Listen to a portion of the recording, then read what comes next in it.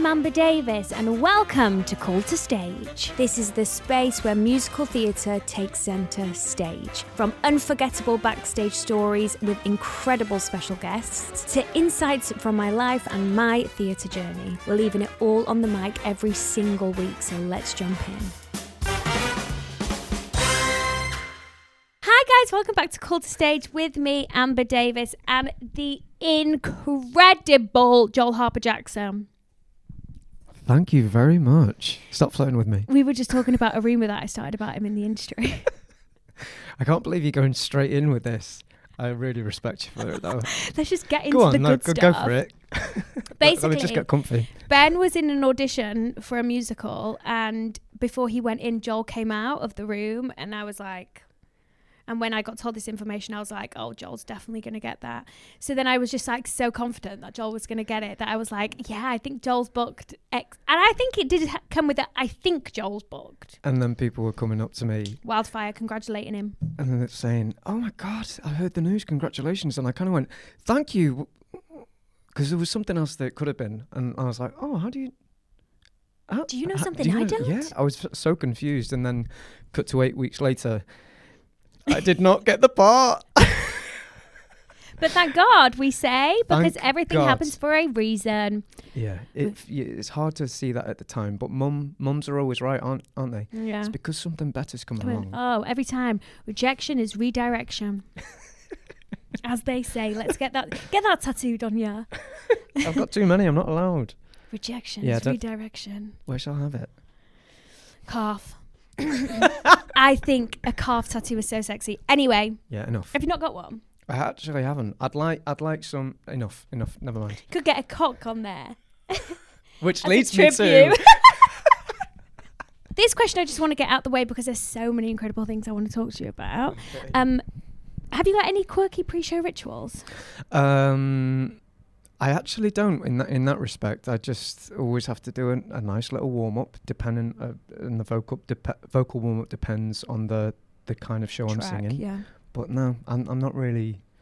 I don't really have anything like that. No. Just I'm a bit let's crack on, let's do it. I don't like to overthink and just come on. How do you like get into character? Do you just step on stage and you're it? Music really helps. Yeah. I tend to make playlists that I will play as I'm getting ready, dependent on that character. But mainly, I just like to be quiet. I'm very simple when it comes to stuff like that. I just like to be alone. Give your ears and your mind a break. Yeah, and just because that gets me out of my head. Like, and we're so overstimulated with so many things, then it gets you out of, what we're truly trying to tell, which is just the conversation and the story between you and the other person. Aww. But yeah, simple's best, I find. You're simply the best. Do you drive? I do. I lost my license, but yeah, I'm back. You're back? Naughty. No, no, it's fine. I got my license taken off me when I was like 20, and I didn't drive for 10 years. I wasn't banned for 10 years, but they just said, you have to take your theory and practical again. And I was like, no thanks. But yes, I do drive. I'm just about to get another car. Yeah. Oh, nice. Yeah, we've just moved out, so we need one. Oh, okay. And what would be your go-to in the car? Listen to? Songs? Oh. I think you know a lot about a person, about what they listen to in the car specifically. Well, the car is the best place in the world for singing because no one can hear you unless you're stuck at a traffic lights. So I would probably Aerosmith. Really? If I'm trying to like really like work my voice, I would always go for Aerosmith. However, I am a bit of a loser. I always have like classic FM on. Cute. Always round the house. Like I like to just zone out and keep it simple like this. I feel like there's already too much going on in my mind. Yeah. Music and like lyrics and blah blah blah blah blah kind of are all too much. So I just like a little bit of easy piano. Peace. I do. I'm that guy. Simple I'm a bit of an arsehole. Like that. I listen to full on breakup mixes in the car. Do you? Yeah, and I cry. Oh, okay. Because I feel like I can't cry on a regular basis. So like as soon as I get in the car, break up mix on, cry. You need to do it like a daily occurrence? No, not daily. Sounds like you do need therapy. So Are you okay? I'm okay, I think, apart from when I step in the car. But I do, and I just says it says a lot about a person. Uh-huh. Hammond, yeah. What, you know it? My sister went there once a month when she was... Jade? Yes. So you're really close to that neck of the woods then? Babe, 40 minutes, 30 minutes, 40 minutes. Yeah, I went to... So she was lower school, right? She was lower school, but only once a month. Right. I went at 18, so I was older. And you did your training in Hammond? Yeah, so for those of you that don't know, Hammond is a school in Chester. It was a ballet school. It's been going for 100 years. 100? Seriously, over. It prepared people for like Royal and Elmhurst, and then they made a musical theatre course. And I was doing an amateur dramatic show in Aldwych Theatre in Cheshire, and some teachers worked there and were essentially like, if you audition, you'll get a scholarship, because we're always low on boys. Yeah. So I didn't really know I didn't know like proper schools existed. Yeah. Or I didn't know it was a thing. And then they offered me a scholarship and I went. Wow. Yeah, it was very last minute, and at the time I was like, oh, I should have gone to a London school, should have done this, should have done that, but like I'm really glad that I went, because I felt like when I came out of college I was a bit of a dark horse. No one knew what to expect. Schools can often come with this misconception. Oh, you're this. You train there, so you're this kind of performer, aren't you? Whereas I didn't really have that. I'd say the Hammond, and people thought Mary Hammond from Ram. But so I went in to the industry feeling like no one knew me. No one had a preconception. Yeah, so it was, and it made me work harder, because it was like I had 1 hour acting a week. Wow. It was like 80% dance, the course. But I didn't want to be a dancer, of course, because I saw all these people going off from the college, working for 10 years, and then that was it. Yeah. 10 years. All this training, and 10 years is all you get. Mm. There's no longevity. So I was like, so very early I realised that, okay, it's acting. Like Ian McKellen, Maggie Smith, they're doing this until their last day. So I focused on singing in musicals, and I wanted to be a lead, and then the long-term goal was always to do plays and to do TV, because I want to do this until my last breath. Oh my God. And the only way to do that is to act. I don't think I'm emotionally stable enough today for statements like Do you need a sing-song in the car? That was so beautiful. Also, I know I have my own podcast, but have you ever thought about making a podcast? Because you have the most soothing, relaxing voice. I would love to do something like that, but it's a lot to start, isn't it? I mean, I know you have a little bit of help and things like that, but I'd be going in on my own. And as much as I would like to do it, yeah, to be fair, I would actually love to do it. Or radio. Radio, I have a face for it, apparently. My dad says. But your voice is so soothing. Thank you very much. I always get told off for talking too quietly, Right. especially like in the stage stuff. They're like, be louder, especially when I'm working with an American. Yeah, producer, director. But yeah, thank you very much. Right, let's go back all the way. Your first ever job. Oh, okay. I don't know in which order your My CV goes in, but it's fucking impressive. So I'm just going to let you tell me, what was your first job out of college? I left Hammond early to do the 20th anniversary concert tour of Rent with Kerry Ellis, and so I think I did. It was a really short one, and then straight from that, it was only like 3 weeks, and then I got a job working on a cruise, and I was in like trouble financially. Okay. Like my family lost we lost all of our money another time. Okay. And like a wine time. well, to be fair, no, well, fuck it, I may as well say it. My mum and dad were always okay with it. During college, mum and dad they went bankrupt and lost like all the cash. Dad went to prison for something he didn't do. They then both were off work, and then so I came out of college literally going, I have to fend for myself now. I have no one that I can like call upon and rely on. So this opportunity came to do Rent, and then straight after that it was to start a cruise as a singer on an American ship.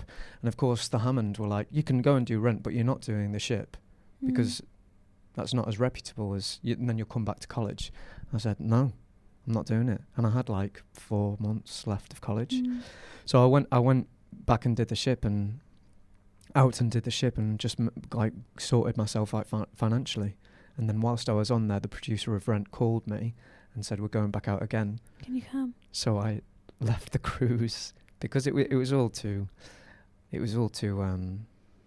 just wasn't what I expected. Oh my gosh. To start your career off in that anxiety and like difficult place, that must have been so hard. It was difficult, but at the same time, and me and my mum and dad talk about this a lot. Like they separated during that time, and then they got back together after 8 years. Oh my god! So we always talk about this time, and like yes, it was absolutely awful, but at the same time, it made me so hungry, and I had so much fire to succeed, and because you're left to it's up to you now. Yeah.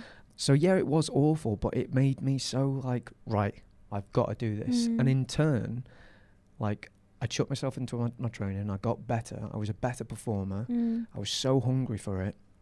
I was so ambitious, but not in, like, and I still am so ambitious, not in the sense of like, I will stamp all over anyone to get a part. We all have our own lane. I'm just in a competition with myself to just be so good, to give the powers above no choice but to hire me, never to, like be rewarded from the universe. Yeah, thank you for bringing the universe into this. Yeah, the higher power. Oh my god, you are literally so amazing. I've only just met you for the first time today. It's just a lot. Like when you like, I've known you for so long, and you just don't know about people's backstories. Do you know what I mean? So it's like, rewind. Don't. I'm fine. Oh God. It's just a lot. Like, you're literally amazing. Like, it's so amazing to hear these stories from people, you know? That is very kind. Please don't cry. Otherwise, no, I'm not. Otherwise it will turn into... therapy session? Thank you, though. That's very kind. And then, yeah, from then it was little bitty jobs here and there, still trying to struggle to stay alive. And then I got my first West End job like a year later in Beautiful. Yeah. So then I was just like... set. Okay, I finally have some stability. So that's where you worked with Mark Bruni. Yes, that's where I worked with Mark. He gave me my first job. I was swing and second cover all the leading men. Males. Yeah, second cover everything. There was. Did you ever go on? Yeah. You did? Yeah. Oh God, yeah, all the time. Well, towards the end, because I covered everyone, I was really valuable for the cast change. Yeah. And someone wanted a holiday, so I was on hold at home. And they called me in. I always remember this story with Cassidy Jansen. She took over as Carole King after Katie Braben. And I'd obviously learned her husband's track, and I knew it in like the back of my hand. And the company manager called me at 5:00 and said, hey, I know this is a bit out of the blue, but can you come and do the show with Cassidy? I know you've never met, but jump in a cab and get here. We met at warm-up. We said a quick hello and did one scene, and we're like, okay, we don't have time to do the rest. Let's just go for it. But it's still to this day, like, she knew exactly what she was doing. Yeah. I did separately. Like, we knew where we had to be. We knew the beats that we had to hit. But we were doing it then for the first time in real time. So it was so, like... insane. To just discover it there and then. And like, it was so... You felt so safe because, it's a well-oiled machine. You know what to do and when to move. But you were seeing each other say these things for the first time. It was so beautiful because you felt safe but exhilarated at the same time. It was weird. And imagine being an audience member seeing that. Like, they have no idea what they witnessed, like, in that moment. It's beautiful. Is there a moment in your career where you think that job changed my trajectory for sure? Probably cock. I'm so glad you brought it up. Yeah, I should probably give some context. So cock is a play. So yeah, in 2022, I got the opportunity to understudy Jonathan Bailey and Taron Egerton in the 2022 production of Cock at the Ambassadors with Marianne Elliott directing, and it was mental. It was coming out the back of COVID. Everyone was talking about it. Yeah, it was quite mental. So before this, I'd played leads and I did Charlie in Kinky Boots. Yeah. I'd like had a nice run of being the leading man. But of course, after COVID, jobs were few and far between, and I think everyone kind of felt like this. Like I had a little bit of a wobble during the pandemic, and was like, naturally, can I do this? Can I? I don't know. I just didn't know. So I saw the cast list come out of the initial 4, and I was like, I said to my agent, in whatever capacity I would like to be involved in this. She emailed the casting director, and they said, well, do you want to go in to understudy both of them? And I said, yeah. I sent a self-tape, just one self-tape. And Marianne was directing something in New York at the time. And she said, yeah, from one self-tape. It was mental. To think that all that happened simply from one tape blows my mind. And of course, then everything that we know happened. I had to go on the first night because Taron fainted on stage, and the producers, he was checked over by a doctor. There was a doctor in the audience, funnily enough. Oh my gosh, wow. They said, you shouldn't finish it, Taron, but he'll be okay. Okay. And then everyone was panicking backstage, and I don't know, that's the thing what I was saying earlier. In those situations, I just kind of go super calm. Yeah. It's like it's a survival tactic, isn't it? So everyone was running around, and I was just kind of like, it's fine. No one is going to actually die. Like, I'm not saving the world. Like, I'm simply going to go on, play a character, say some words. Yeah. And then that's it. Stop overcomplicating it. And they wanted me to go on with the book, because it was the first preview. Okay. And they told me to prioritise Johnny's character because he was on more, and they hadn't looked at Taron's as much. So they were like, please go on with the script. And I was like, no, I think that's going to get in my way. Yeah. And they said, no, Joel, go on with the script. So I went on, and I had it in my hands. And just as the curtain came up, I was like, no, it's going to get in my way. So I just went and put it down. I could see the assistant director just like, oh no, what's he doing? And it all happened. Did it? I stood in the right place, said, you know, the very last lines were a little bit higgledy-piggledy, but it's fine. Yeah. And it was great. And then he came back for 2 weeks, and then he got COVID, so he was isolating for 2 weeks. And then on the 1st of April Fool's Day of all days, the producer called us and said, he's not coming back because he has to leave due to personal reasons. Bless him. I'm not going to go into no, it's not our business. But yeah, it changed everything. Wow. It like American management nominated for awards, like what? Everything. It was mental. But with that came, because everyone was like, all my friends were like, see you later. That's it now. You're off. Yeah, you're off. See ya. Bye. And so I go, oh, am I? Okay. Oh, well, that'll be exciting. And then of course, plateaus. Nothing. There was nothing. I mean, I like it was. I did a chess in concert at Drury Lane, and then I did some filming for my first TV job, like 6-7 months later. But wait, hasn't that just come out recently? That came out that was Daddy Issues. Daddy Issues. So I did that. Yes. I did that at the start of last year. But I filmed Devil's Hour for Amazon in 2023. Oh, nice. And that was just like one scene with Peter Capaldi playing the young lead boy in the future. Oh my God. And then after that, they said, okay, we're bringing you back for season 3. And then they, like, it comes out later on this year, but. So what's it called? The Devil's Hour. The Devil's Hour. And it's coming out next year. This year. Season 2's already out. I'm in that. And then season 3 will come out this year. But it's such a. I know what I'm going to be watching from season 1 tonight. It's really good. Like, is it? it's like got 96% on Rotten Tomatoes. It's like no one knows about it, but like it's so well rated and like. What's it about? The concept is, I'd say, like psychological thriller, almost horror in the first season. Okay. But it's so clever. Like the idea and the concept is just unlike anything I've ever. They're brilliant, and there's only ever supposed to be 3 seasons, so they've done that, and this is the last one. And to work with, as my first TV job, every single day I was going in like, oh my God, I'm working with who? I'm BAFTA winner so and so, and this is Peter Capaldi, and and it was such a showcase. Like, I could not believe my luck, and at the same time, I was doing Sky's Edge. So I was filming in the daytime and then doing going Sky's. to do that in the evening. Yeah, so I can remember that was like the big moment in my career when I just went, wow, this is what I dreamed about. Like, I was being picked up in a Mercedes Benz and then filming in Shepperton and then being driven to do a West End show. I can remember texting my mate and like crying my eyes out, being like, oh my gosh, it's happening. Yeah, it's fine. Like, what I've dreamt of. Yeah, it was mental.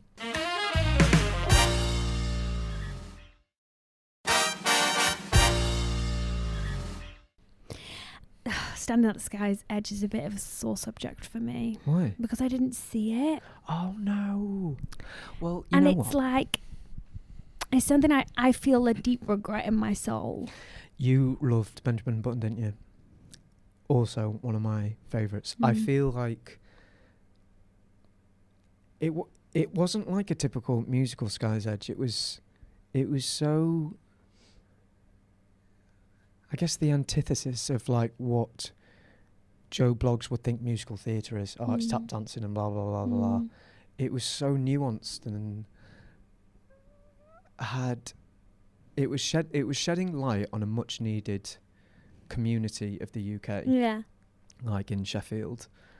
And to tell those stories so authentically and with so much grace and honesty. Like, there were parts which were just awful and horrible on a West End stage was such a privilege. And to do that with like a cast of predominantly, you know, people from that background, it felt really special.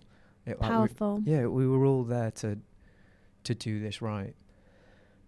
And, you know, there might be another life of it somewhere, so it's not over yet. But if it does, like, come back in whatever iteration. Did they film it in any way? No.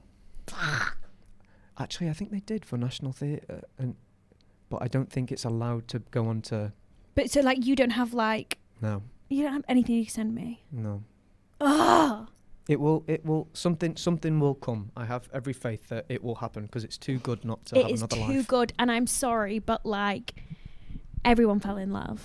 Yeah, it was. And was so unbelievably moved by it. Yeah. It's mental that to be a part of something like that, like such a hit. Sometimes you take it for granted. You just go into work and then you go, oh God, and when must you get home back, by this time. And then you're like, oh, hang on, you're part of something so impactful to people's lives. And yeah, it's very important not to forget that. I know. And I think, do you know what we do as well is like when we're in a job, we worry about, fuck, what am I doing next? Instead of being in the moment. Yeah. I mean, that's just part and parcel, isn't it? I know. Like, I've gotten so accustomed to it now. Like, you just have to be out of work. But it's part of the job. It's actually part of the industry to be unemployed. Yeah. And also, like, it's lovely. Like you've got to find the good in it. Like, I can be at home tonight. I can have dinner at 7:00. Yeah, and like just have a bit of normality for a bit. As you know, you have to be clever with your diary, and like when I'm out of like a show work, I make sure that let's message those. Like I work for P&O when I'm not doing a show. Yeah, I go on like 3 or 4 times a year. I've heard that's. Do you know who does that? Rachel Tucker. Yes, so it's the Limelight. And apparently you get paid a lot. It's the best money I've ever made. Yeah, it's catch me on a cruise in 2027. It's really, really wonderful. I mean, they fly you out. You can take your partner, You get a lovely guest cabin, and to do that 3-4 times a year, then you're absolutely fine. You see a bit of winter sun, and there's just such a horrible stigma attached to doing that. But like, no, everybody does it. Everyone does it, and also like jobs are few and far between at the moment. Like, yeah. Like, it's so important to just be grateful for any bit of work in some sense, because the industry at the moment is hard. Yeah. You have to think outside the box and make sure you have every string to your bow. Yeah. And put your finger in every pie. You know it. Yeah, you do. Is there anything still that you're like absolutely desperate to do? In regard to theatre, or just in anything? Oh God. Not desperate to do. I simply just want to continue growing. Yeah. All right, if we're talking sky's the limit, and remove... Yeah, sky's the limit. All right, remove the glass ceiling from what I think is possible. I want to be in America. I don't want to live in America. I want to have the freedom to choose.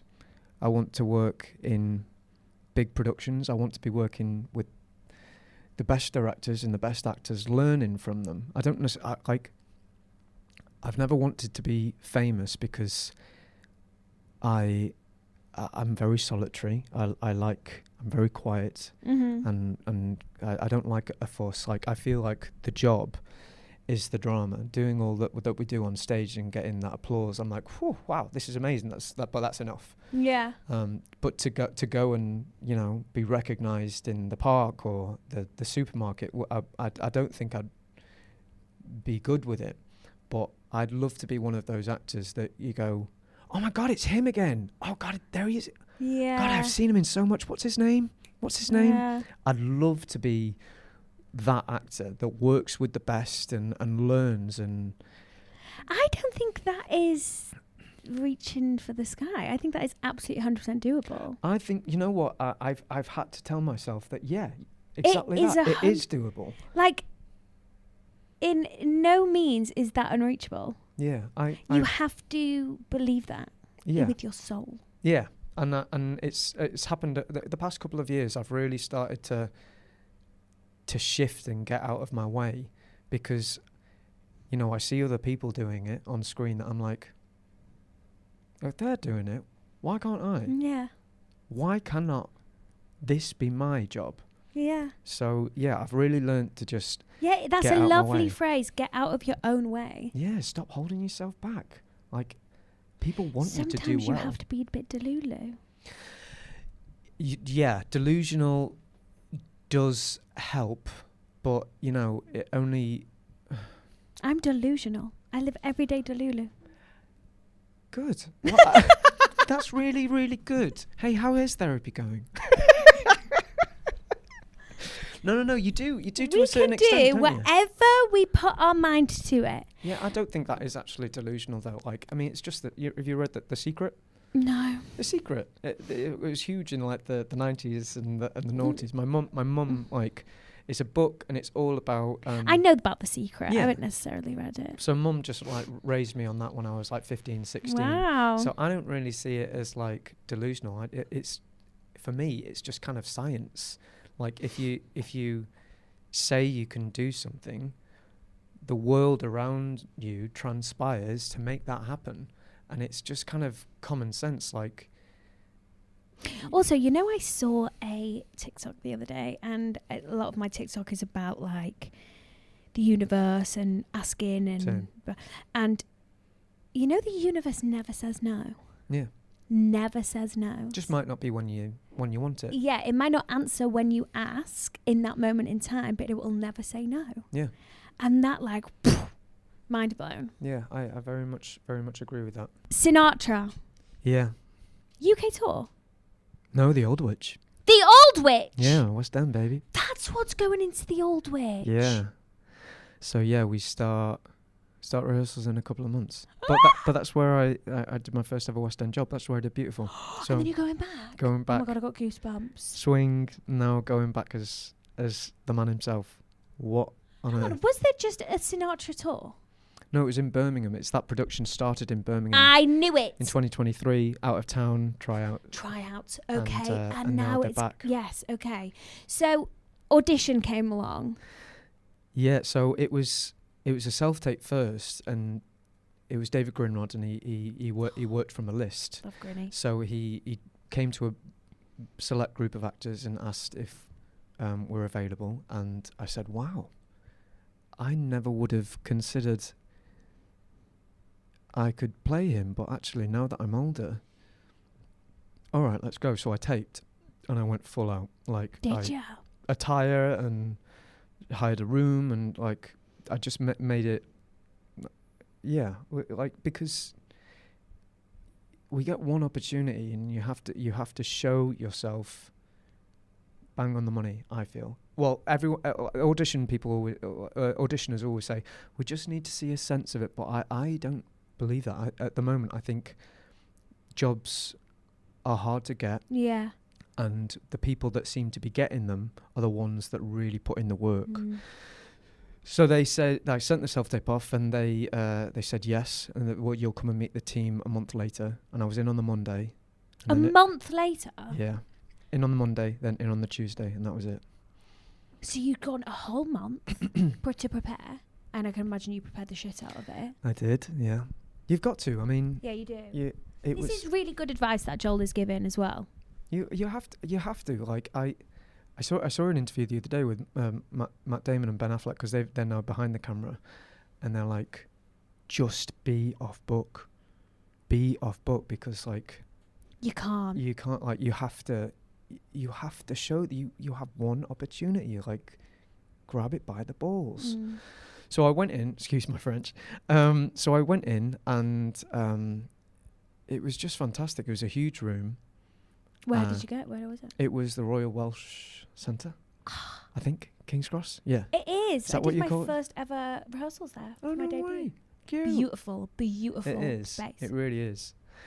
And then they said, okay, you're going to be back tomorrow, but you're going to be meeting the head of Universal Music, which is weird because we're literally in Universal Music. The two people from Universal Music and Frank's daughter, Tina Sinatra, because Tina's producing it. So, as you can imagine, I was like, all right, let's do this business. And I started the audition. I sang I've Got You Under My Skin first, and I don't know why. So Universal Music and Tina were over that side of the table, and I don't know why, but I just walked to them and sang at them.